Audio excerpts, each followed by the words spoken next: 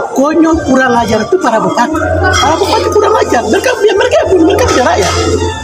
Terakhir nanti masyarakat bilang begini, negara kurang ajar. Jadi negara ini harus sadar. Mereka harus sadar. Negara ini sudah jadi pencuri besar. Mereka dengan melegalkan aturan untuk mau mencuri tanahnya rakyat. Publik atau masyarakat harus tahu bahwa Jakarta punya kehendak untuk memekarkan beberapa provinsi di tanah Papua, itu Papua dan Papua Barat. Dan saya pikir sikap pemerintah provinsi Bapak Gubernur Lukas NMB dan seluruh jajarannya, kemudian pimpinan DPR dan seluruh anggotanya, kemudian kami di MRP tidak menghendaki untuk ada pemekaran. Sekali lagi, tidak menghendaki untuk ada pemekaran. Alasan saya, kenapa saya katakan bahwa belum ada waktunya. Ini kami tidak butuh pemekaran. Hari ini ada perbaikan dulu regulasi kita, aturan kita. Contoh macam Undang-Undang 21. Undang-Undang 21 ini bukan hadiah. Undang-Undang 21 ini bukan kebijakan pemerintah pusat. Tapi Undang-Undang 21 tahun 2001 adalah satu perjuangan panjang dengan darah dan air mata orang asli Papua. Oleh karenanya pemerintah kasih Undang-Undang 21 ini. Setelah 20 tahun implementasi khusus di tanah Papua, ada perubahan kedua, yang mana kita ketahui perubahan kedua yaitu Undang-Undang Nomor 2 tahun 2021, yang kini turunan peraturan pemerintahnya sudah disiapkan, keputusan presidennya sudah disiapkan. Salah satunya adalah terkait dengan pemekaran. Saya pikir ini sepihak pemekaran provinsi yang programkan dan direncanakan oleh pemerintah pusat. Ini adalah benar-benar tidak melalui aspirasi atau tidak diinginkan oleh masyarakat orang asli Papua di tanah Papua. Memang ada aspirasi yang disampaikan oleh para bupati atau elit di kabupaten kota. Ini adalah kehendak mereka sendiri. Mereka tidak melihat, tidak memperbaiki wilayah hukum mereka. Ini beberapa sektor untuk kepentingan proteksi orang asli Papua, tetapi berkehendak untuk mereka segera melakukan pemekaran provinsi. Nah, ini perlu kita sadari. Seandainya di dalam pemberian otonomi khusus itu ada 24 kewenangan.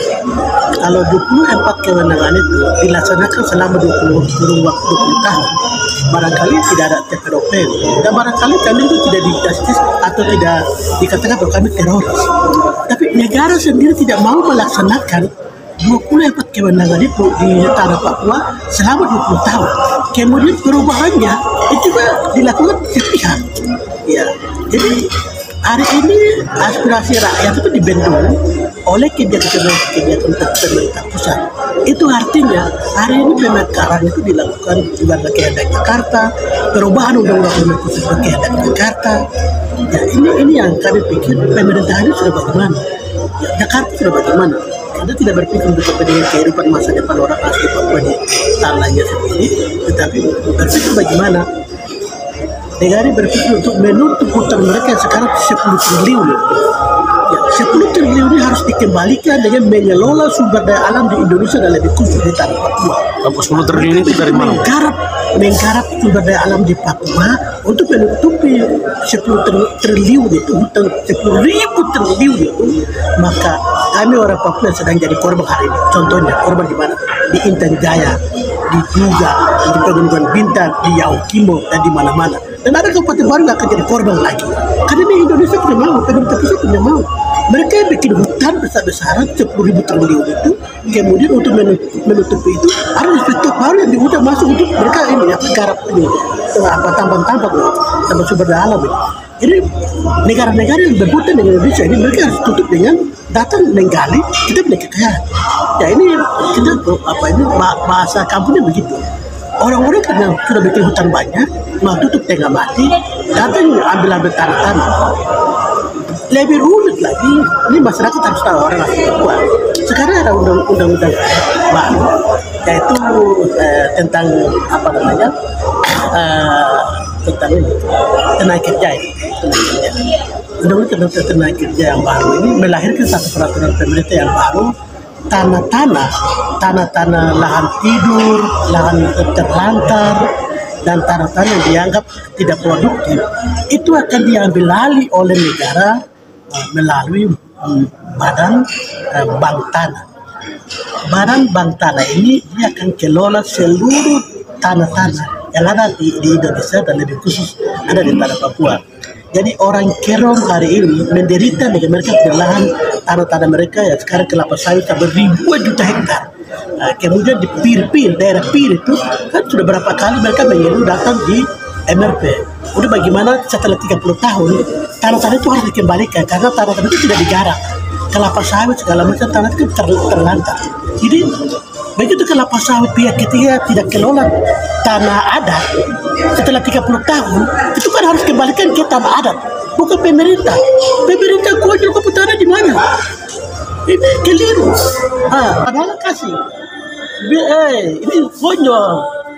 Jadi ya terakhir ini masyarakat bilang begini, negara kurang ajar. Jadi negara ini harus sadar, mereka harus sadar. Jadi tanah-tanah di Papua itu semua itu bertuan. Ya, jadi peraturan baru turunan dari apa namanya undang-undang apa itu tenaga kerja ya. Omnibus Law. Itu saya pikir akan menimbulkan masalah baru di tanah Papua. Undang-undang otonomi khusus sudah membuat masalah. Kemudian peraturan tentang apa itu badan tanah juga hadir untuk bikin persoalan yang baru. Jadi orang Papua hari ini kita harus proteksi masing-masing. Dan berikut bersama kasih tahu kepada orang asli Papua, kau jadi bupati kah, kau jadi anggota MRP kah, kau jadi DPR kah, kau jadi gubernur kah, kau tahu diri baik-baik. Kau punya kebijakan itu harus memihak ke rakyat. Kalau tidak, kasihan rakyat menderita. Bupati setelah 2 periode dia menjabat, dia mau tidak ada kursi. Besok begitu dia turun, dia akan jadi rakyat biasa. Karena sudah pecat dari pegawai ini. Dia takut dia mengganggu, dan dia minta-minta ini pemekaran di Jakarta. Proses itu tidak ada begitu. Dia bilang, ini undang-undang otonomi daerah. Otonomi khusus tidak diizinkan untuk ada mekanisme. Pemekaran provinsi itu melalui rekomendasi gubernur, rekomendasi DPRP, dan rekomendasi persetujuan dan pertimbangan dari Majelis Rakyat Papua. Mekanisme ini semua tidak lalu dilanggar, kemudian serta merta pemerintah pusat juga mereka respon dari aspirasi yang disampaikan oleh para bupati. Mereka deklarasi di pemekaran provinsi. Jadi yang konyol kurang ajar itu para bupati. Para bupati kurang ajar. Mereka punya rakyat. Pak Ketua ini